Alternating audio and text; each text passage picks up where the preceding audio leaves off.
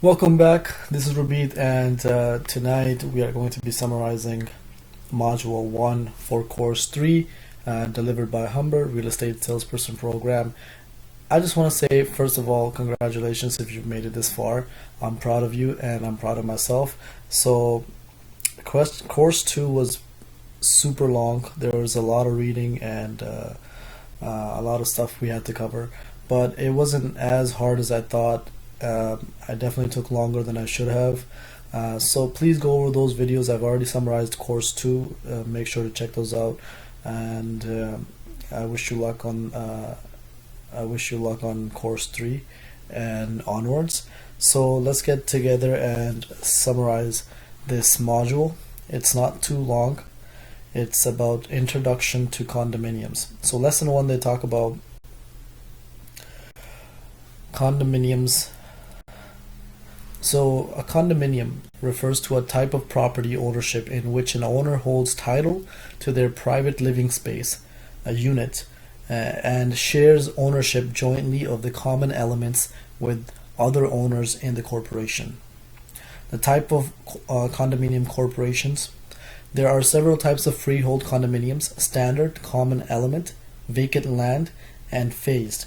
There are also leasehold, where buyers purchase a leasehold interest in units and common elements and pay rent to the owner of the land on which the condominium is located. We can talk more about this on page number 3. So the type of condominium ownership, there's freehold standard. Owners own their unit and an interest in the property's common elements, which cannot be separated from the ownership of the unit. A freehold common element contains no units but has common elements such as roads or a community center. Owners own their house and the land it sits on and share in the ownership and expenses of the common elements.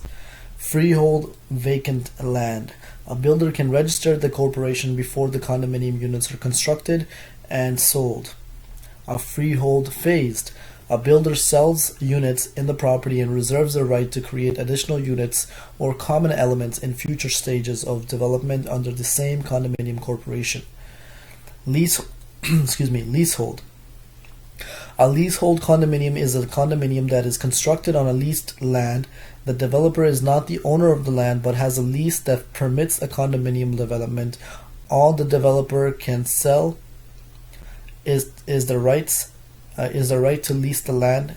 The condominium corporation is a tenant, and the rental payments to the actual owner of the land are included in the common expense contributions paid by the unit owners of the condominium. Buyers buy a leasehold interest in units and common elements but do not own the land. The Condominium Act treats leasehold condominiums much like freehold condominiums. The term of a lease can range from 40 to 99 years, versus a freehold condominium is on a land owned by the condominium corporation. So let's get back to the module summary. Condominium structure. Most residential condominiums are structured into units, private living spaces, and common elements. A condominium corporation is legally created when the declarant builder files a declaration and description at the land registry office. This process is known as registering the condominium corporation. Styles of residential condominiums. Condominiums come in a wide range of building types, including high-rise apartment-style buildings to single homes or a complex including multiple homes. Condominiums are better understood not as a structural type, but rather as a form of property ownership. That was Lesson 1. Moving on to Lesson 2, the condominium lifestyle and niche markets. Appeal of condominium living. Condominium living offers advantages including reduced maintenance work, enhanced security, and on-site amenities that are not typically of home ownership. The cost of major repairs and equipment replacement is shared among owners, which reduces sudden and unexpected expenses. Limitation of condominium living. Condominium living comes with specific obligations and limitations. For example, owners must pay fees towards shared facilities even if they do not use them. They may also have a personal liability for reserve funds deficiencies that can require immediate payment of special assessment charges. Condominium rules and bylaws can restrict an owner's use and enjoyment of the residence. Condominium niche markets. Niche market condominiums may appeal to buyers who are seeking a development that attracts like-minded people or offers certain amenities or is built on in a location that suits their lifestyle. That was lesson 2. Moving on to lesson 3. Condominium legal requirements and governance. So the Condominium Act legal requirements and governance. The Condominium Act defines the legal structure and governance of all condominiums in Ontario. Recent changes to the Act are designed to provide greater consumer protection, including the creation of the Condominium Authority of Ontario. The Condominium Authority Tribunal streamlined dispute mechanism and strengthening of the condominium management. What is the Condominium Authority of Ontario? The Condominium Authority of Ontario is an organization that aims to improve condominium living by providing services and resources for condominium owners, residents, and directors. Responsibilities and scope of authority of the Board of Directors. The Condominium Board of Directors is responsible for the operation of condominium corporations. The Condominium Act sets the requirements for the election and training of the board and defines the liabilities, terms, and terminations of board members. Condominium bylaws and rules. The Act defines the governance of condominiums through the process of develop and modify condominium bylaws and rules. Responsibilities, scope of authority, and statutory requirements of condominium managers. The Condominium Management Service Act creates the Condominium Management Regulatory Authority of Ontario and defines the roles, responsibilities, and scope of authority of condominium managers, as well as the requirements of education, insurance, and licensing of managers and management companies.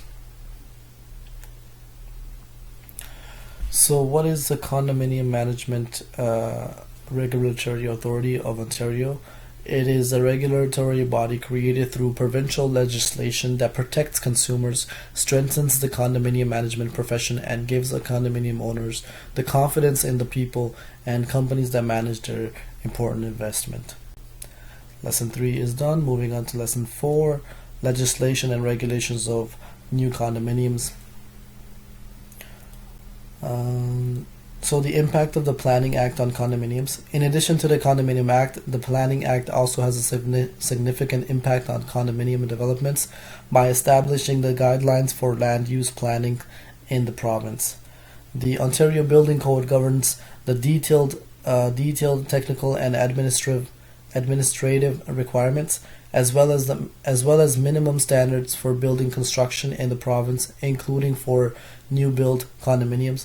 The Ontario New Home Warranties Plan defines warranty coverage and exclusions for new homes, including the units and the common elements of the condominium corporation. Most aspects of the new home warranty plan coverage also extend to condominium conversion projects under the Protecting Condominium Owners Act. The condominium registration process. The corporation becomes a legal entity when the declarant, the builder, registers the declaration, details of the ownership and governance, and the description, plans of the property as approved in the development application process at the Land Registry Office.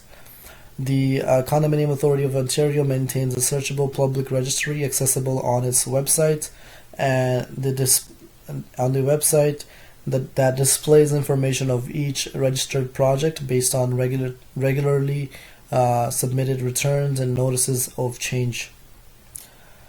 There's a lot of reading. I do suggest you go over it. It is a bit confusing, so please go over it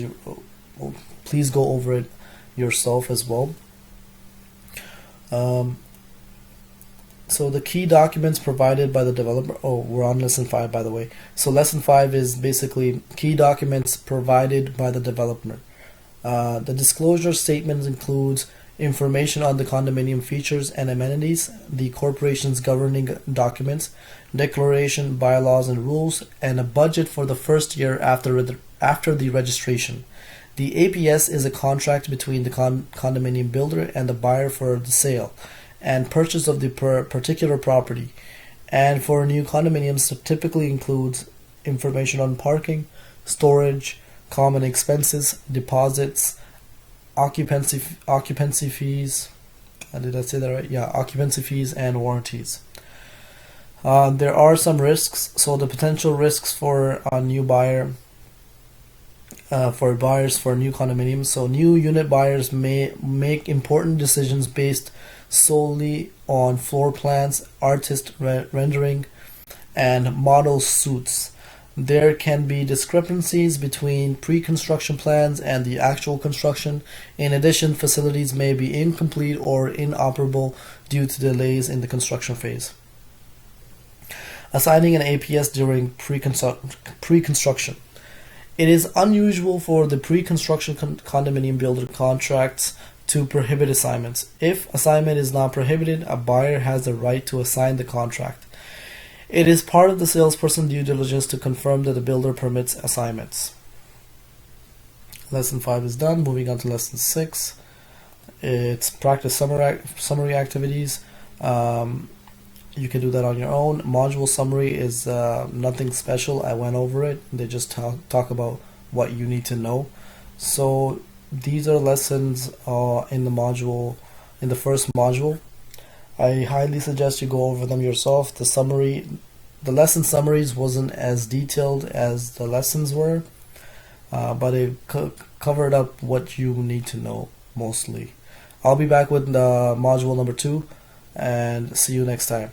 Have a good night.